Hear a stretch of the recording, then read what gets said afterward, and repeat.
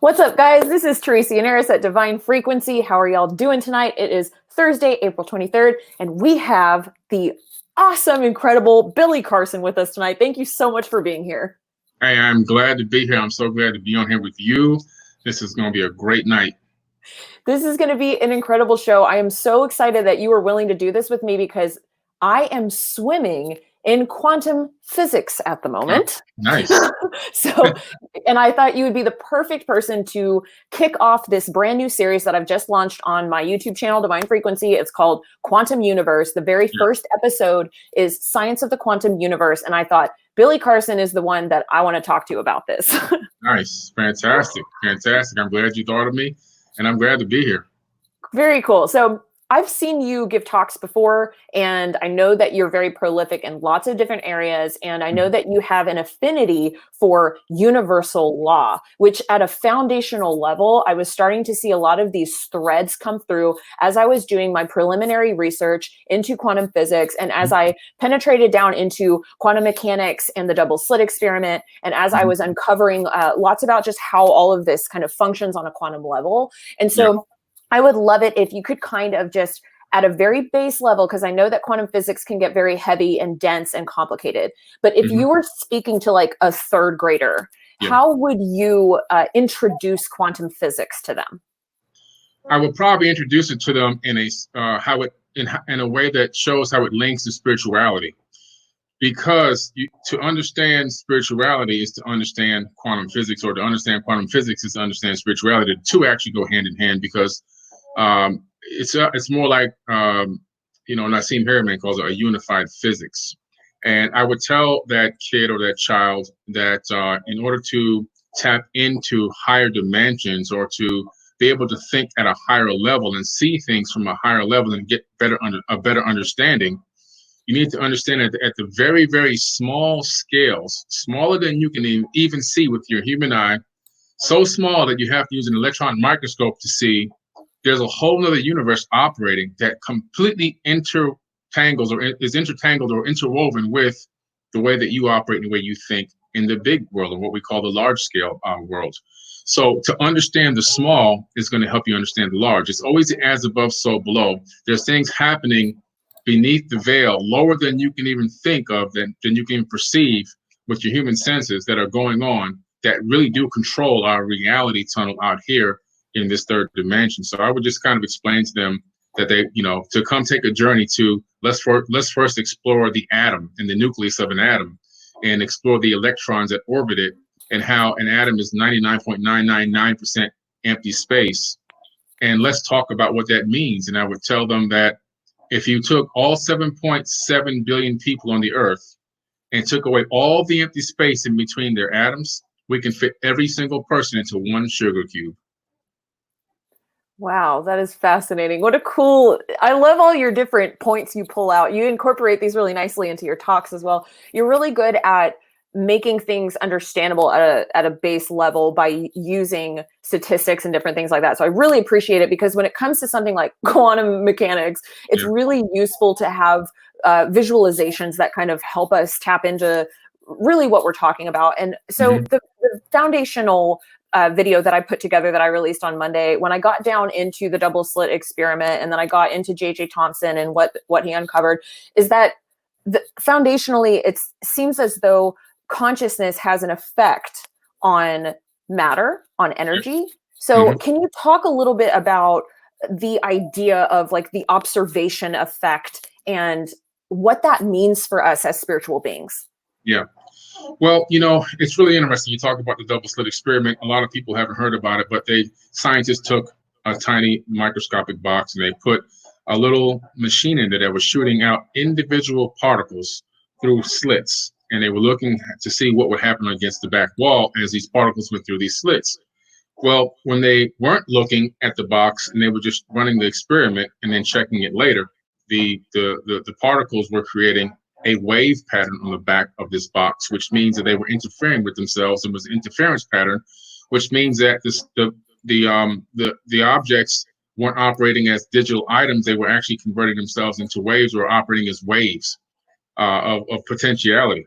And then when they decided to put a camera down there and look to see what slit the particles actually went through, because how can they create an interference pattern? They realized that the particles were conscious because they decided to literally turn back into digital matter again and create a pattern, a digital pattern on the back wall.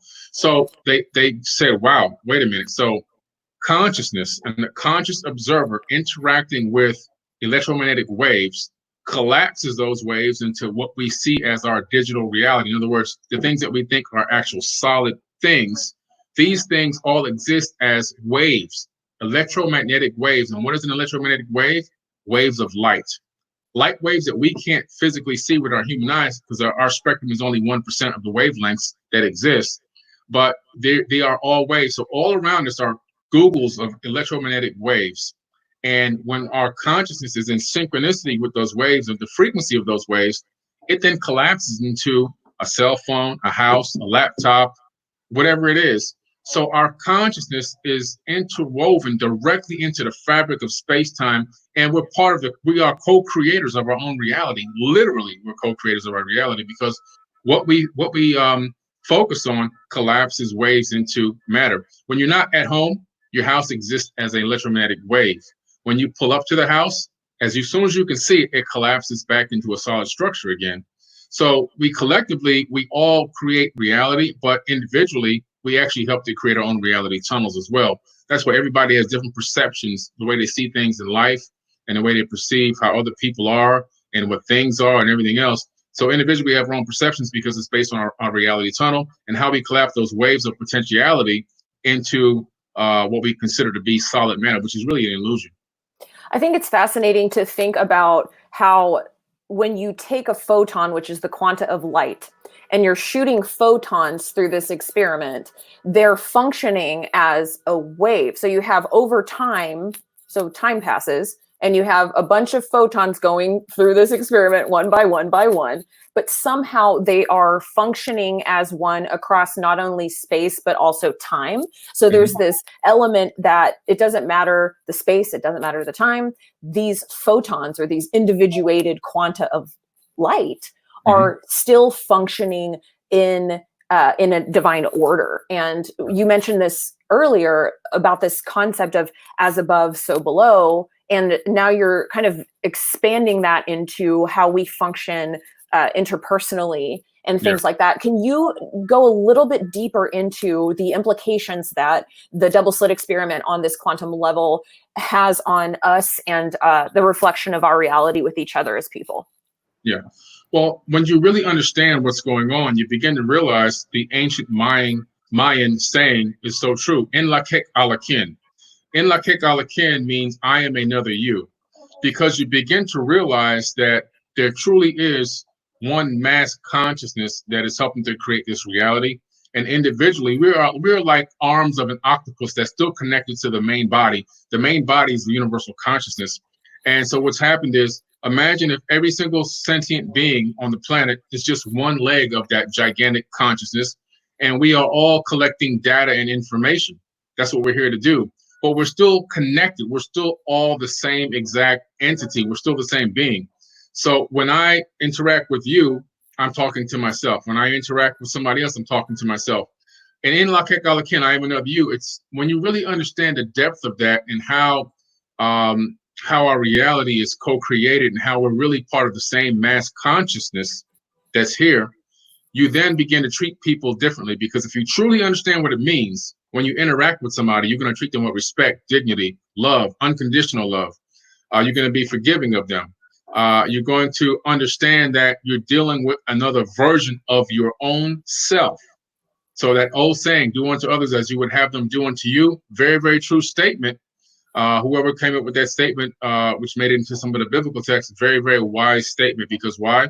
It is so true. And this goes back, no matter how far back you go in ancient texts, you discover that it's all about the fact that we are literally connected and we're all one consciousness. So dealing with people on an individual basis, it really is a reflection of where you are consciously.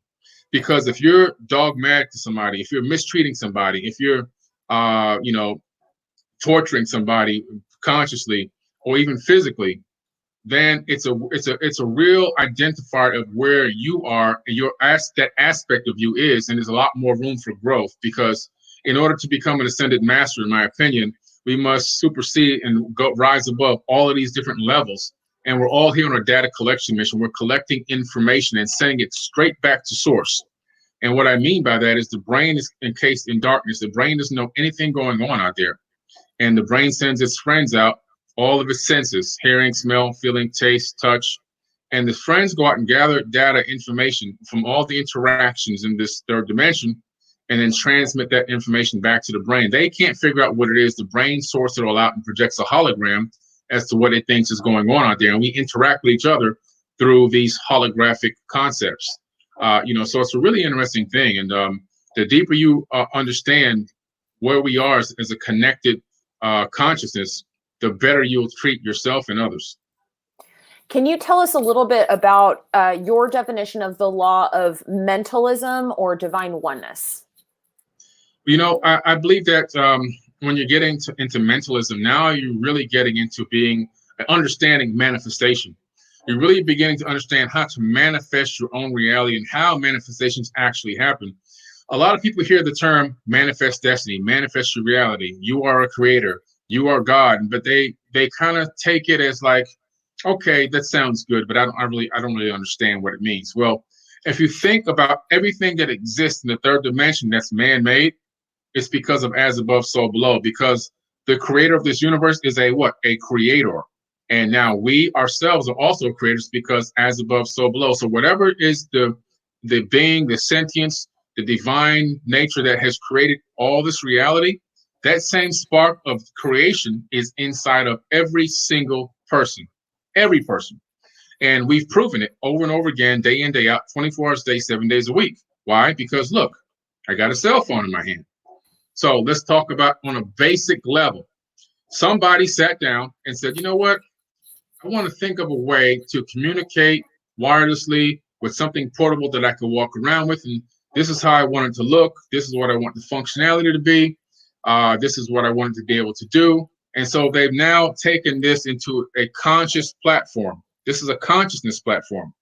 Now, in the consciousness platform, what happens is every single thought you think creates an electromagnetic wave, scientifically proven, peer-reviewed science. Why do we know this? Because I can put a cap of electrodes on your head when you think, and I can connect it to a computer wirelessly, and I can see every thought you're thinking, and I can figure out if your eyes are blinking, you're looking left, right, if you're singing, if you're happy, you're sad. I can do it all by putting a simple cap on your head. So now, every thought that you're thinking is generating a wave of light that literally leaves your skull and goes into space-time. Every single thought. So you're thinking about this device, this cell phone, you're creating waves of light that travel out into space-time. Those waves of light are on specific frequencies, which also quantum entangle with other waves of light in the universe itself. Meanwhile, now you've got this phone on a consciousness platform. So all the data and information about what you want to create is out there. Then you take that concept and you convert it from a consciousness platform, which is universal, multidimensional, and you bring it all the way down to a two-dimensional platform, which means you're going to give it, put it into a computer, into a CAD design, computer-assisted design. You're going to get a piece of paper maybe and sketch it out. Again, still two-dimensional. Then once you get all the particulars right and all your notes right about it, now you're going to take it over to an engineer. That engineer is going to do what? You're going to convert that two-dimensional, what came from a conscious platform, multi-dimensional, down to a two-dimensional platform. He's going to take that, or she's going to take it, and she's now going to take it, put it into a three-dimensional platform, which is now the third dimension that we live in, where you can physically touch it, move it around X, Y, Z axis, and actually utilize the functionality that was conceived all by consciousness. So this phone was a conscious, multi-dimensional wave of light that then became a physical object in the third dimension that we can manipulate through this realm. And so, that's what it's all about, mentalism. Everything is all about mentalism and the power of conscious thought, which are electromagnetic waves of light that we then direct to create realities on this planet and anywhere in the universe as well. I think that the law of mentalism can sometimes be corrupted depending on, who's teaching about it, how it's perceived, how it's phrased, all of those different things. And I think that one of the dangers with, I guess, going into this kind of information is like people can become self-absorbed. Like they can consider themselves like, oh, I am God. And they're actually forgetting how the whole thing actually works when it comes down to us being, like what Brandon said, sub-creators underneath God. So can you speak to that a little bit? Because I think it's important. And we also have a question from the chat. If you could talk a little bit about what quantum consciousness is as well. Okay.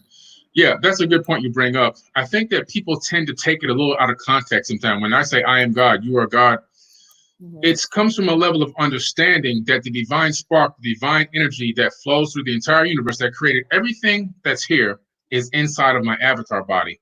And because it's in my avatar body, I have access to it. I have limited access. That's like you saw, like you call it. I like that phrase, a sub-creator.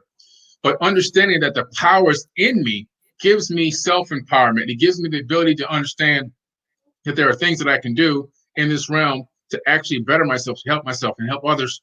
Excuse me. So what happens is some people are so close to the edge. Excuse me, I swallowed the wrong way. Are so close to the edge of thinking that it's all about I'm this massive God and I can do this and I can do that. And that's not what it is at all. It's really all about how can you understand that we are part of this creation and we have the energy of the creator inside of us, and how do we tap into it? How do we utilize it to help and be of service to others? That's really the key. And a lot of people are taking it. Some people take it to the next level where they're thinking, well, you're trying to say I'm this massive God and I can create planets. No, not really. That's not what we're saying. We're saying something totally different. So, it takes a level of understanding and of maturity in your mind to understand really what that means. And when you understand it, then you can utilize it in the proper way. What was the other question you were asking?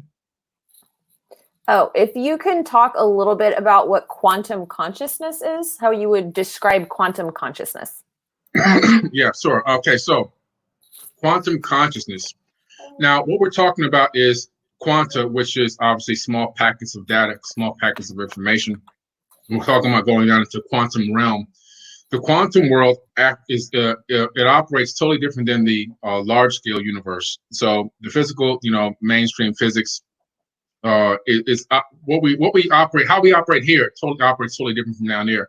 Now, what we have to understand is your brain is in quantum entanglement with this quantum consciousness, and because of that, we have access to other realms and other dimensions. So when you are talking about tapping into other realms, tapping into information that already exists in space-time, now we're talking about quantum consciousness. And how it works is when two particles or two waves of light get on the same frequency, they can become quantum entangled. The information can be uploaded and downloaded back and forth. And because the human body is, we have DNA, which can send and receive wireless information. We have magnetite crystals in our brain, and we have something called the neural correlates of consciousness, which are three gigantic nerves that wrap around the brain, and they're actually in the form of they look like a crown of thorns. Sounds familiar? Now, those in combination, the DNA, the magnetite crystals, and the neural correlates of consciousness act as a tuning fork in a way to allow downloads, uploads, and streams of information directly from space-time. And this gives us the capability to tap into the quantum realm, to quantum entanglement information that already exists. Good example would be, people we call sometimes prophets, people who are getting information from space-time. People like Nikola Tesla, who said that he would get information from the cosmos, and he would create these experiments in his mind, and he would actually run the experiments through, find out what was wrong, make the changes and adjustments and fix them. How was he able to do that? Because every single thing that he wanted to know and do and accomplish already existed as a wave of electromagnetic light in the universe. And he was able to tap into that through quantum consciousness, download it into his body, and access it. We all have the capability. It just takes practice. Some people are a lot better at it and more natural at doing it than others. Can we talk a little bit about that now? Because you're now kind of diving into the practical. So when discussing all of this quantum physics, it can get kind of like out there and abstract, but then there's a whole group of people and body of research from over very many years that discusses actually practically how to be quantum, in a quantum state. Can you talk to us a little bit about how we can connect to this quantum state? Well, there's A good example, Einstein's theory of relativity is about dealing with mass and gravity. If you look that up, you'll find that as a planet sits in space-time, it actually warps space around it. So gravity is actually warped space. That's what gravity really is. It's warped space. It's space that's bent. Even space around our bodies is warped and bent around our bodies. So because of that, we warp space-time. Now, let's take that same exact as above, so below type of a concept from the Hermetic principles and apply it to consciousness, because consciousness has the ability to warp electromagnetic frequencies. We warp them, we bend them, we mold them to create our reality. So now replace the planet sitting there with warp space, replace that with your consciousness, put that in that spot. Now, when you are in a position or mindset, a conscious mindset of unconditional love, being of service to others, meditation, study and research, and eating energetic foods, you can put yourself in a frequency mindset of the 520 hertz frequency, the love mindset, which is one of the most powerful mindsets to be in. High frequency mind, no fear, no doubt, no hate, none of that stuff. That's all eliminated. When you're in that mindset now, and you're focusing on, for example, manifestation, you're now quantum entangling with the quantum universe, the consciousness. You're quantum entangling with it through thought. And when you quantum entangle with it through thought, what happens is you begin to warp that, those waves around you, the waves of potentiality. There's waves of potentiality in superposition of each other for all the things that you want and need to bring into your reality.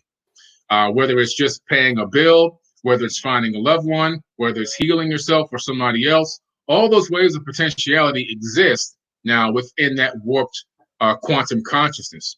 And this is how the law of attraction is now working, because what happens with gravity, if you have an asteroid flying by the sun and it hits that gravity well, what happens? It pulls that comet towards the sun and it crashes directly into it.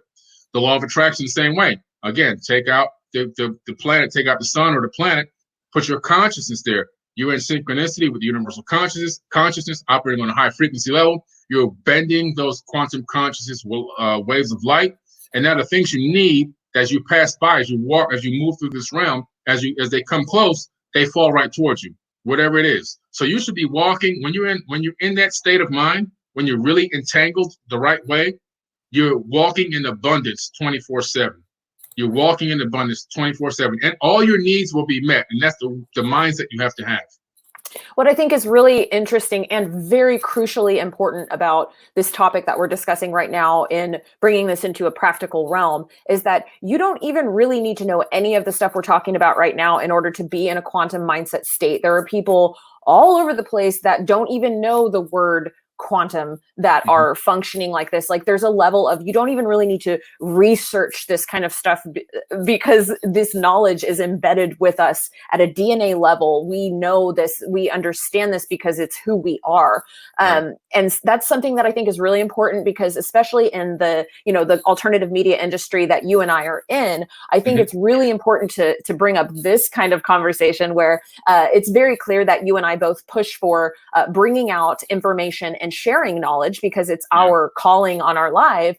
But at the same time, I think that it would be really interesting to hear your perspective kind of on how to approach this in a balanced way and not coming at this in a way where it's sort of like intellectual bullying, where we have to like tell people, oh, you need to know this, because I don't actually believe that. And I know that you don't either. So can we could you speak to that, please? Oh, yeah, please. Oh, thank you. Listen, we have to be careful. I mean, very careful not to become fanatics.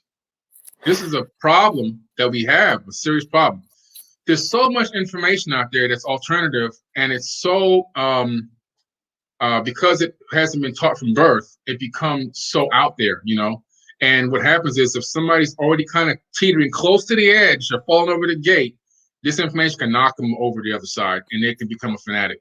And then they become dogmatic. They turn spirituality and uplifting and service to others into a dogmatic, principled styled ideology, and so they turn it right back into a religion again without even realizing it, and then they become extremely judgmental against others who they don't think know the way, or whatever you want to call it. Okay, so we have to be very careful. You know, I get it all the time. If I go on an Instagram Live, for example, and I've got on a T-shirt that's not a T-shirt. This is a conscious T-shirt. This is ancient Egyptian stuff. But I could have on a regular T-shirt with a logo from some company on it. Why are you wearing that shirt? I mean, come on, guys. I mean, you know, I can get deeper. I say, well, I can say, well, why are you wearing the socks you have on? Those socks came from a Fortune 500 company that's using forced child labor in Africa. I mean, you know, the screen of every cell phone is made from forced child labor to create these screens on every single device and TV nowadays. So why are you even on my, you know, on this live or this tablet or whatever? So we can get too far. We have to understand we're living in the matrix. We have to understand that because we're living in the matrix, there's things that we have to operate within this matrix to get through day by day. We all do our best. If you want to, if you're a vegan like myself, you'll never see me dogging people out, telling them you shouldn't be eating meat, blah, blah, blah, blah, blah, blah, blah, and all this. If I sit down with people that eat meat all the time, I make them feel very comfortable. I eat what I eat. They eat what they eat. We have a great time. We have great laughs and everything else. If you want to move through this conscious community and you want to have a chance to affect others in a positive way, be yourself and lead by your own example. And other people will see what you're doing, and some will follow that way, and some won't. Some may have questions, some won't. And just be happy that everybody's doing what they do. I have 5 kids. All 5 of my kids are on 5 different paths. Okay, all 5 are on 5 totally. I've never pushed any of my ideologies, my thoughts, what I'd like. No, they saw what I did. They know what I'm about. Now you got your own life to live, and that's the way it should be. I don't think you can just jam things down people's throat and then get mad when they don't swallow it. I think we have to be very careful out here. You know, I mean, it's crazy. Everybody's got to live their own life, and you can't attack people just because you don't think they're doing things the way you like them to do it. Just be happy that they're maybe even looked at it or maybe thought about it. Drop a seed and watch the seed grow. This is what we've got to be able to do. I love your perspective on this. It's just like mine, where it's like we need to appreciate each other's lanes. That's the way I say it. Like everybody's in a different lane. Let people be in their lanes and respect that lane. And I think that this actually leads us right back into the conversation about quantum consciousness, because when you think about it, we are all parts of a whole. Therefore, we need, like when I see other people doing something else, I thank them. Like, okay, thank you for doing that work, because I'm one person, I can't do that work. And we're all divinely connected through this web. So it kind of opens up this gratitude in your heart when you can say, okay, that's a polarity that needs to be there. Even if it's something that I disagree with, that's playing out a polarity in the mind of God, if you're thinking about it from the law of mentalism standpoint. So I love that. And I was also wondering if you could speak to this concept of, I know you brought up the law of attraction, and I think this is another thing we need to sort of hammer down into, because I know that at a base level, people can hear law of attraction. It sounds like new age BS on the surface level, because it's like, okay, you don't just sit around and go, oh, I really want a boyfriend, and then all of a sudden you open your door and there's a boyfriend. Like, can you like talk a little bit about how this actually works and like the truth behind the science? Absolutely. And you know, there's an Egyptian proverb. I wonder if I have it up here that I can find it real quick while I'm talking. But the law of attraction is it's not one of these things where it's not magic. Okay, it's not one of these things. Oh, like, you know, you rub on the genie's lamp or something, and the genie pops out and gives you these 3 wishes. It takes work to acquire or achieve the law of attraction. Now, it happens every single day in certain ways that so many subtle ways that we don't really realize it, because we are vibrational beings. We're all on different frequencies. We're operating on frequencies. And sometimes your frequency will match with things that you need to occur or bring into your life. That's just part of the reality that we're in. But master manifestors really hone in and target in on specifics. And I teach a whole class about this. It's called, Manifest Destiny. I did 3 of them this year called Manifest Destiny 2020. They were 4-hour workshops. So I'll try to condense that into a couple of paragraphs real quick. But basically, there's a few things you need to understand. The first thing is you have to be very, very specific about what you're trying to manifest. You need to know exactly what that is. If it's a car, and for example, the one gentleman, I use this example all the time. He told me, I've been trying to manifest this car, but I have not been successful, and I really need a new car. My car is on its last leg. It's about to die.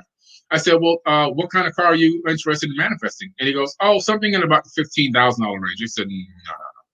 What's the car? What color? What style? What make, model? What's the interior? What's the radio? What does it have? A CD? Does it have an aux cord? Is it Bluetooth ready? Does it have navigation screen? What kind of rims? Are they alloy rims, steel rims? What kind of tires does it have? Yeah, I'm going in now on them, right? He's like, oh, wow. I said, yeah, you see, you need to understand what kind of car you're trying to manifest, because you need to claim it and own it. You need to consciously claim and own it. I said, go test drive some cars, find the exact one that you want, get the sticker on it, and research every single accessory, every amenity, everything that comes in that car, and then take that into your manifestation meditation. Now, in the manifestation meditation, you're not thinking about wanting this car anymore. You're actually driving it. You're driving the car. You're in it. You're smelling the interior. You're driving. You're turning on radio up and down. You're going to go do the first thing you do when you get a car is you go all of your friends' houses and show it off. Hey, guys, look what I just got. Go to your family. Look, I just got me a new car. Do that in your manifestation meditation. This is a meditation where you're not just emptying out your mind. You actually empty it out, but you're focusing on that one thing, and you bring it into your reality consciously, because thoughts become things, period. And once you take it to the level where it's so real in your mind, which to me, the mental part of it, the mentalism, that's more real than what's out here. So once you lock it in there, here is guaranteed. And then the next thing is, if you're really operating to maintain the high frequency needed, the next thing is you have to be able to be energetic and on a high frequency, which means you're in service to others, unconditional love, no fear, no doubt, no hate. None of those thoughts, you have to eliminate all that out of your life. No stress. It has to be that you're focusing on this thing, but to get it, you're going to be in a service to others and unconditional love towards others. That's going to put you at a high frequency. And so you got your manifestation meditation, you're operating at a high frequency level. And now what's going to start happening is doors and windows are going to start opening all around you for opportunities to put you in position to get the car, a job offer, an opportunity for a business, and an opportunity to make a transaction between two people that puts you in a position to take something out of the middle. Where things will start opening up. And now the thing is, you have to have discernment. This is where a lot of people, they get all the way to this point and then they fail. Why? Discernment's off. You have to understand when the things are happening for you that you've been working on are opening up for you. And you have to go through those open windows and those open doors, because doors and windows open, but they also close. So you have to understand and see the opportunities as they come, because if you don't see those opportunities and realize that those things are putting you in position to get the end game, which is what you're trying to get, in this particular case, a car. So those opportunities will come, but you have to recognize them. Just like the man who was in the boat and he went out there, didn't tell anybody he was going fishing. The boat started sinking, and then he was out there in the ocean, and then what happened? The boat came to try to save him. He said, oh, no, I prayed to God. I'm going to be saved. The boat went away. Another boat came a couple of weeks later. The guy's almost drowning now. He goes, no, I prayed to God to come save me. And the guy said, you're crazy. That boat left. The third boat comes. The guy's drowning. He's like, grab on. He's like, no, he drowns. He gets to heaven, and he goes, hey, God, why didn't you save me? He says, hey, I sent you 3 boats. You have to see the opportunities, okay? And a lot of people, that's where they miss it. But once you lock it in, you perfect that, you'll be amazed at how many things can happen for you in this lifetime, in this dimension. You can really create some great things. I think it's interesting to think about the three tenets that you just covered, which I want to recap in just a second. But the idea of being able to recognize the signs, I think, goes hand in hand with connecting to love. Because I think when we're in fear and we're contracted, and we talk about this a lot on Divine Frequency, is that you're not actually in a receptive mode. So you're not able to see the signs because you're not ready or able to receive anything because you're afraid of being hurt. So that's one thing. But then another thing that I wanted to say just to my listeners right now, something that Billy Carson's talking about right now, this goes hand in hand with a lot of other people that talk about things like the law of attraction, but it's basically 2 different tenets that you have to think about here. It's the intention and an elevated emotion. So it's dual faceted. It's like you have to want something, but it's not just wanting something, it's being the person that you are. And that's what the elevated emotion and that high frequency definition is. That's where that comes in. So if you are in a state where you are receptive to the potentiated state of the universe, the unified field, you are in alignment with God. You're in alignment with yourself, your authentic self. You have shocked off the fear-based self or the false self or the ego self. You have rejected that, and you're actually in alignment with who you truly are. When you're in that state, you're not really worrying about lack because you are in that state of abundance. You're walking with God and you're in the source. Yes, exactly. That's exactly it. Walking in that source. Yeah, and it's interesting because for me, like I was always sort of triggered at the idea of law of attraction because I thought it just seemed like shiny and really easy for people to kind of jump on that bandwagon and create a lot of hype around it, which is unfortunate because I really do think that at a core level, when you walk in the door and you actually sit there with the material, it's like, okay, no, this is actually just common sense. And we do this, and I'd love to hear your thoughts on this as a multimedia person, as you are. Like, we can have to like sort of create marketing-y words to get people in the door, and then you sit them down and you're like, this is common sense. But in order to like, we live in a world of words, so we have to define things. So can you kind of talk about that and maybe some of your struggles with this as you've gone on your journey, and some of the high points too would be great. Yeah. Well, like you say, we live in a world of words, and how you use words can make you, break you, or it can leave you completely standing still with no interactions whatsoever. The way that you use words is that I could liken that to a beautiful website. I can make one of the most integrated, beautiful, functioning websites. You can do all these bells and whistles and all these tricks and do everything that I needed to do in a way that no other website like it can even accomplish in the world. But if nobody knows my domain name, it'll never get a visit. It'll never get seen. So words are the same way. So when you put words out, and the media, the mainstream media has become an expert at this. They know how to sensationalize titles. And so they sensationalize titles and subject words and also taglines to draw you in. And once they get you in there, then, you obviously get to the story. But so what I do is everything that the mainstream media does, I've learned how to copy it and utilize it and alchemically convert that for positive energy instead of negative energy. So I utilize a lot of their tactics and techniques because they're one of the greatest teachers in the world on how to, get people to follow, listen, join, watch, read, and everything else. So they've already perfected this for many, many, many millennia, long before even what we call this technological age even existed. So I'm a study of them, a great study of them from ancient times and ancient texts, all the way up to the current era with media, what we call media and everything else, digital and also written. And I just feel like, okay, how can I analyze and break this down and utilize this in what I'm doing and convert this information and these techniques this way to bring people in for consciousness? Good example. Why did I start a record label? I started a record label because there's a lot of people out there who don't know who forbidden knowledge is, don't know anything about the research in the conscious community and everything else. But I realized that to reach them, the greatest way to reach them would be through music. Because why? That's what the mainstream does. The mainstream has gone with music, and they've wrapped themselves around everybody on this entire planet, and they can direct your thoughts wherever they want them to go. I said, well, I need to do the same exact thing. So what I thought was, the best medium to be would go through rap, because in rap you have something called bars. Rap music is the #1 and most listened to form of bars of lyrics that you can put into a song. You can get a lot of information out in a very short period of time. So I said, I'm going to go with that. But to do this, I realized I had to do one thing. I had to get the beats that the kids love, trap music, trap beats that the kids love, and then lace it with conscious lyrics that you didn't know you were even being taught something, or that you were, you don't sound like you're being preached to. And what would happen is that the first thing you hear is the song, the beat. And then after you hear the beat, you start listening to the words. You learn the hook next. Then you start mumbling the words. Then you learn the words. And when you start saying the words in some of these other songs, they're designed to poison you and trap you and kill you and make you kill somebody else. When you start listening to the words in our songs, you start loving people and treating people properly and being of service to others and learning ancient history and learning about modern technology and all these other kinds of things. So I use the same exact techniques that they use, but I reverse it alchemically and use it for a positive way, and it's worked very well.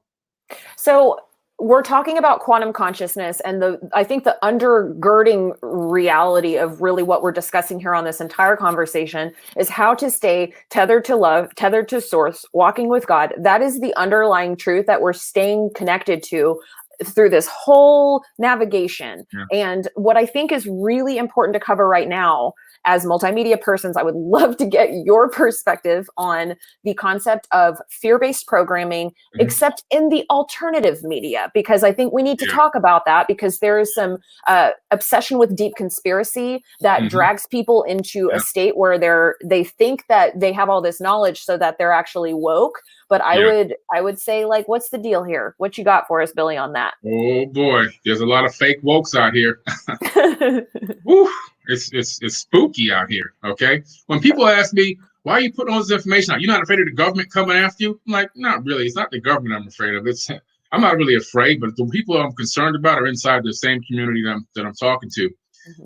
It's really just some people have taken and realized that they can take this information and they can use it as fear porn. And by using it as fear porn, it still draws the people, because why? When you look at these other major news stations, they use a fear porn and it draws the people, and then people get glued to it 24/7. So they realize, oh, well, I can do the same thing with this information. So they've done the same thing with that information, and they've twisted it around and made it look like it's conscious information, fear porn, and a lot of bad information as well, not poorly researched content mixed with valid stuff. So when you mix the poorly researched and the stuff that doesn't exist with good stuff, all of a sudden it's an illusion, or it becomes a delusion to the people watching. And now you suck them in, and now you got them reeled all the way in. They become disciples of you. Okay, they literally become disciples. And now you've got them on the hook. So now you could take that and pull it wherever you want. They're going to follow. You can say whatever you want. They're going to follow, as long as you keep giving them that good blend of fake and real, and the fear on top. The fear is such a low frequency vibration. You're giving your energy. They're giving their energy away to these people, and those people are literally profiting off their energy and eating and absorbing their energy. And when people don't understand what it means when you say that people are eating your energy. If somebody sends me a comment on social media, a negative comment, if I reply to that comment, they literally ate the energy out of my body. I'm going to explain exactly how. When I read that comment, okay, now that triggers an emotional response in my brain, which generates an electromagnetic wave. Now I have the decision, the conscious decision as an ascended master, to block it right there and stop it and just delete that person, block them, or put them on a disabled list or whatever. Or I can go to my lower vibrational self and I can reply back to that person, and this is how they're going to eat my energy. If I reply back to that person and so-called clap back at them, what happens now is the conscious light energy leaves out of my skull. It travels into the mobile device that I commented on. It travels up the cell phone signal to the tower, goes into space to the satellite, comes back down in their region, wherever they live on this planet, goes down their cell phone frequency to their device, and then they see it. So the photons come directly into their eyes, goes to the back of their brain, they decipher it, and then they get an emotional joy out of it. They just literally got emotional joy by taking energy out of my skull and sending it right into their body. And that's how people eat your energy. And you have to be very fearful and careful of that. You can't allow that to happen to you. You have to be better than that. And you have to understand and realize, when these sites a lot of these pages and these accounts are putting out all this fear porn, if all you see is fear, and no love on their accounts, you should unfollow and block them immediately. If you go to my accounts and look at my accounts, you'll realize something. There's a good blend in the mix. Yes, I touch on topics that are controversial. Yes, I touch on topics that are heartbreaking. But at the same time, I'm going to lift you back up. I'm not going to leave you down here. I'm going to put inspirational, motivational, educational information in between, so that you feel full and whole as a human being, as a person. Not that every time you come to forbidden knowledge, you're going to be beat up. Because then what happens to these people, they leave away from the internet and they take that same bad energy out into the real world out here. And they put that same bad energy out to other people. And you see the effect of it. And they become very angry people. And those kind of sites take years off your life. Literally, they'll make you live shorter. Yeah, absolutely. And so this is leading us into an important part of the conversation We have Robin that says, I don't think conspiracy theory is a bad thing, and the lines of what is even conspiracy theory is very blurred right now. Thank you so much for your comment, Robin. And this is actually a really good comment that I'd love to discuss, because I think that absolutely there's a balanced perspective here. You know, Billy and I are journalists, and we spend a lot of time researching and looking into this information.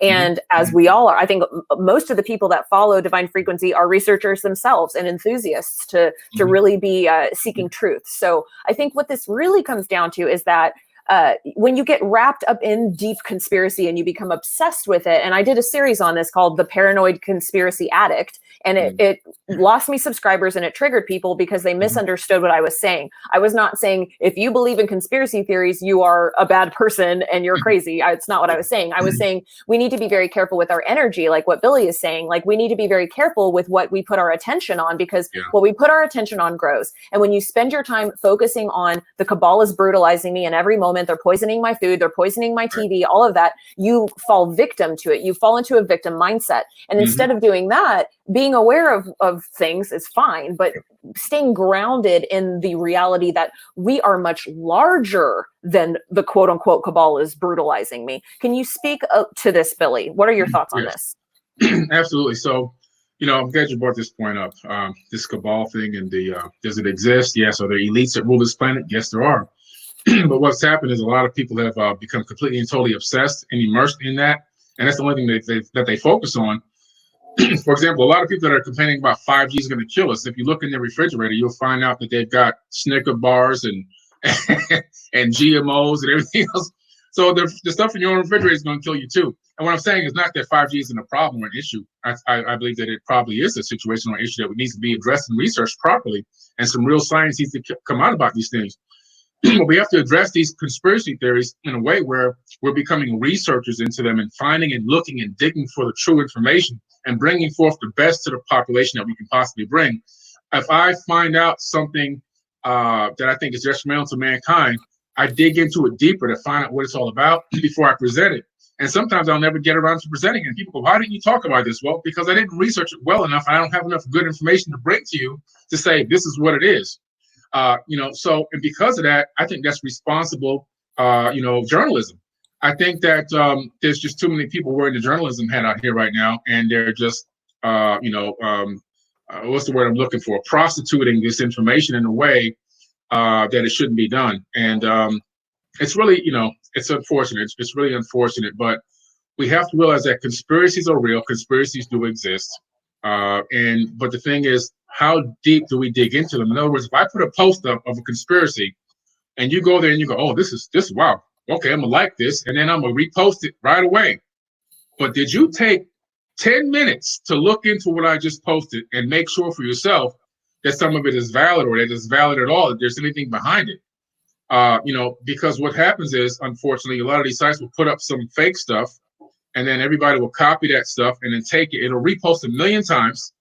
And now it's become gospel, so to speak, which it shouldn't even be that way. And because no research has been done, it's like, oh, he said it, so it's the same thing as listening to somebody behind a pulpit. Even that person should be respected, but listen to what that person says, but then go research, come up with your own understanding, dig into it a little bit deeper, and make sure there's been every day I get 15, 20 posts sent to me. And out of those, usually none of them make it to my page. Once or twice a week, they do, because I go and look into them. Half the time I already know the answer, but some of the ones I don't, I go look in, I go, oh, okay, well, this is interesting.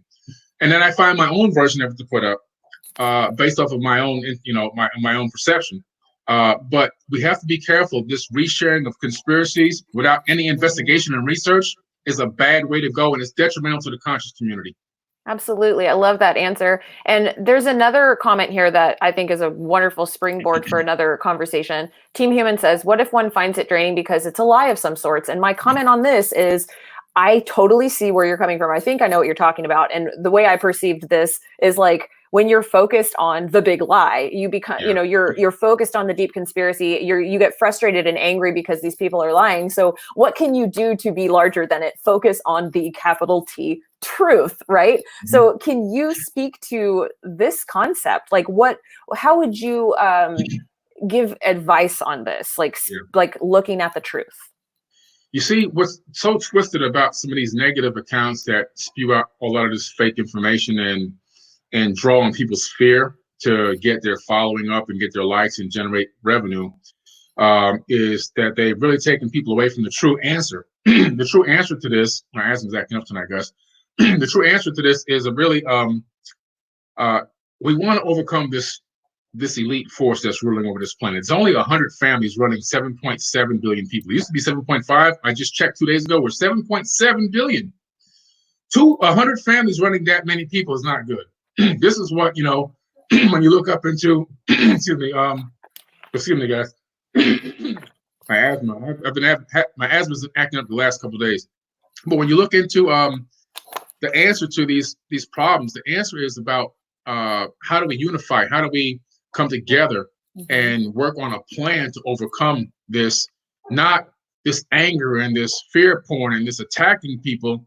It's how do we come together as one? How do we love one another enough to say, guys, there's something we can do here. We need to organize. So fear is over here, organization's on the other side. You can't organize, positively and overcome the situation in fear and in anger. So we have to find a way to take the information that we do see and go, okay, now what do we do about it? Well, if we're loving one another and if we're acting together under the universal divine consciousness, then we should be able to overcome the situation. And how can we overcome the situation? Look what COVID-19 has done to the planet right now. Look what it's done to America. The main answer is already here. Everybody has lost participation in the system. And guess what? We're still alive. There's no banking. There's hardly any. There's no gas being bought. All this stuff has gone way down. Now imagine if we saw these conspiracies and we saw what the elites were doing to the planet and everything else. Instead of getting angry and fearful and mad all the time, what if we all came together and said, you know what, guys? Let's all 300 million Americans, there's 190 million adults. Let's all not go to work on Monday, and let's all not buy gas this week, and let's all not participate in the elite banking system this week, and just see what happens. Then maybe they'll start listening to what we want them to do and what we would like to present as a real economy, what type of a system of capitalism we would like to do or not do. But we have been so built into with this divide and conquer and fear that we can't even think, well, if I don't go to work on Monday, I'm going to not be able to pay my rent. I'm not going to be able. Yeah, that's true in a way. But if we were all doing it at one in unison, look, COVID-19 forced it to happen. And guess what? Everybody's still okay. So now you see that it's a possibility. Just like the elites see how they can shut us down and turn off the whole world, we also see that we can also be shut down and still survive. And if we did that in unconditional love and working together in organization, we can literally overthrow this entire system in a week. I think it's incredibly important to bring in the concept of unity, because this is something that I think we constantly need to be reminded of. And this is the main thing that I think is so beautiful about studying quantum physics. And my next video that I'll be releasing on Monday is actually called Life of the Quantum Universe. And the entire video, the whole thing is just about the one law that states that we are in unity. So can you speak to this? Why is this so crucial to understand? Because, it kind of goes back to what I was saying earlier, where in lakek alakin, I am another you.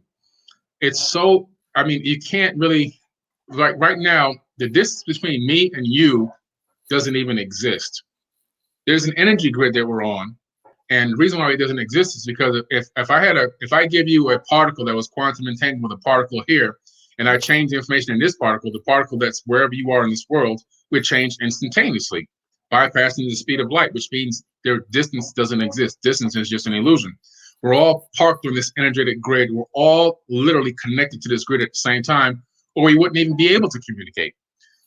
So understanding this unity, that we literally are all one, part of the same divine consciousness, and everything flowing through you is actually just another aspect that's flowing through me.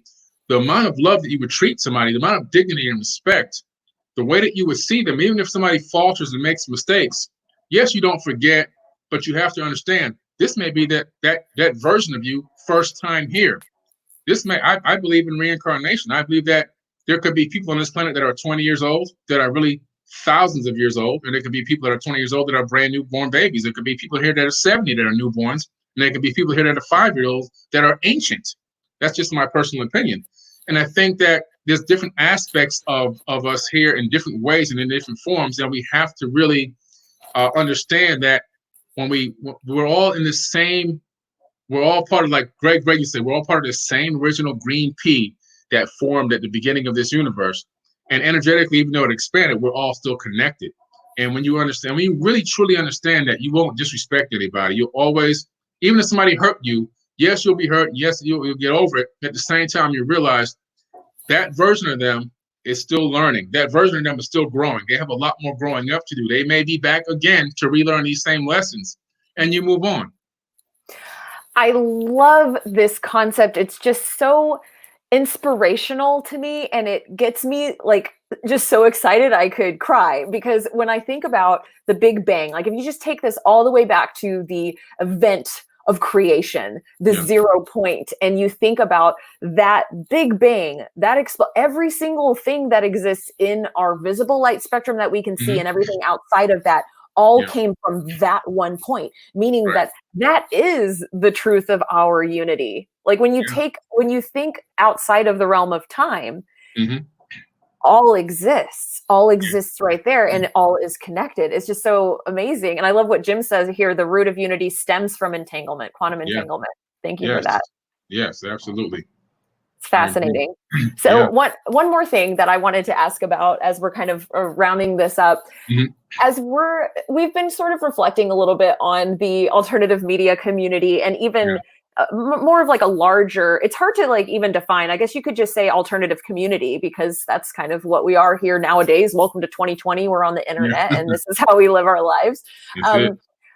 Can you tell us a little bit about, I know before we got on the stream, we were talking a little bit about matrix reality, and I really like this because it's buzzwordy, and I think a lot of people understand the matrix because they've seen the movies. And I wanted to kind of ask you to talk a little bit about agents that come in, like bottom feeders or affecting people negatively. Like what advice can you give to people online in this climate? Everybody's at home, everyone's got the stay-at-home order. So can you speak to that in a positive way and just kind of explain what that is? Well, you have to realize that that there are real human beings, loving human beings, Homo sapiens sapiens, in this on this planet. Also on this planet, and also in the universe, there's loving beings. You have yin and you have yang. You have good and you have evil.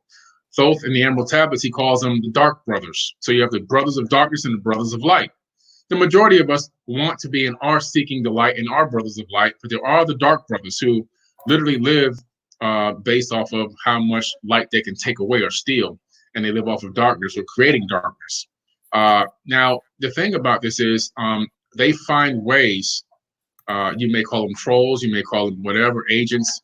They find ways to interact with you in a way that will bring down your frequency, because they want you to drop your frequency, because once your frequencies drop, they can control your reality. And that's what they get off on. They get off on controlling your emotional state, your physiology, and your reality. And they can even appear in the body of other people, or even in social media devices, mobile devices that we use to get on social media. And how they do this is, if you're talking to somebody that's a friend of yours and you're talking about the last night's reality show, and you guys are having a great laughing conversation, I can't believe she did this, blah, blah, blah, blah, blah, right? And all of a sudden you stop that conversation and start talking about 9/11 was done by is a conspiracy, and it wasn't the Arabs that did it. Potentially was our own government. You say something like that, all of a sudden, that person, in most cases, is going to what I call turn into the Agent Smith, or the Agent Smith effect will take over, where Agent Smith from the Matrix movie literally is like this this form of consciousness that moves through this energy grid. This prison guard jumps into their body. You see their countenance change. You see the laughter go away, and right away they feel uncomfortable and want to make you change the topic right away. Why? Because in this realm, we're the prisoners and we're also the prison guards. And on the prison guard aspect, it's this programming that's in this energy grid, this matrix grid, this dark brother energy that jumps into the bodies of people. Also, it runs through devices. It runs through everything that you could think of. Just everywhere you turn in the third dimension, there's something trying to bring you down. When you understand that the true power of divinity is in you, and that these things are out there looking to attack you and blindside you, you're ready for them. When you're not ready for them, you snap. When you're not ready for them, you curse somebody out. When you're not ready for them, somebody comes, cuts you off in traffic, you go chasing them down in traffic. All these things come from not understanding your true divinity. and understanding that these Agent Smiths are out here to attack you and bring down your vibration and your frequency. They want the whole planet down, because when the planet's frequencies are low of the human beings here, they can control the reality and manipulate it and make us do whatever they want us to do. When you look at the human body, there's every single cell in the body is 0.07 millivolts of electricity in every cell. That's 35 billion cells, so that's about 2.6 trillion volts of electricity in one human body. We truly are powerful beings. That's not just a statement. The energy is inside of you, the divine energy inside of you, the spark is inside of you. So we have to learn how to walk with the energy, walk with that power, walk with the commanding energy of love and life, and understand that these things are coming after us. And when they do, we just like Neo did in the Matrix, he blocked those negative energies, he blocked those bullets coming at him. That's what it's all about, understanding that consciously and utilizing it in your real life. I love it. Thank you so much for coming on the show, Billy. This was such an incredible conversation. And can you tell us a little bit, just as we're closing out, about how people can find you, and tell us a little bit about your new project? Okay. Yes. My new project is ForbiddenKnowledge.tv with the number 4, ForbiddenKnowledge.tv. So if you want to get on a conscious streaming TV network with great conscious content, if there's workshops and lectures from all around the world, from some of the greatest speakers you've never heard speak before, and some of the ones you've always wanted to go see speak, but you couldn't get to the conferences. Your kids were in school, you couldn't get the vacation, you couldn't afford it, whatever it is. There's dozens of those on there. My Egyptian mystery school teachings, 36 hours of in-depth teaching into the Egyptian mysteries are on there, broken down into episodes. And there's also hundreds of other episodes of content, everything from conscious cooking, meditation, workouts, exercise, to all different types of mysteries and even nature documentaries, all on ForbiddenKnowledge.tv. You can try it free for 3 days. And also you can find me anywhere, but just go into Forbidden Knowledge. I'm on every platform, everywhere. And I just launched my own new social media platform called Unite the 99. And it's inside of my Forbidden Knowledge mobile app. So if you get the Forbidden Knowledge mobile app for free on your app store, you can go to Unite the 99 and join there. Very cool. We look forward to staying in touch, Billy, and I can't wait to have you back on the show for more, deep dives into philosophies. Thank you. Thank you so much. I appreciate it. Thank you guys so much. And thank you to everybody in the chat today. Great questions, great content, great comments y'all are bringing into this, great attention and consciousness into this really crucial, important information that we're discussing. So I hope that everybody stays safe this evening. And thank you for being here, and we'll catch you guys on the next stream. Bye.